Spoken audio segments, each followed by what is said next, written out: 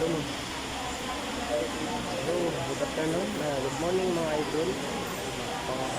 Gabi na pala rin. Nandito ako ngayon sa Matlog Pier para patawid na naman kami ng Sama. Sa area na ito.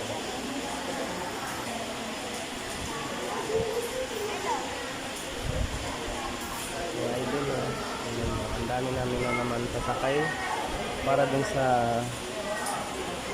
ferry, sa ferry boat. Ang salamat mga idol sa walang sawa sa panonood sa aming video at sa suporta ninyong lahat.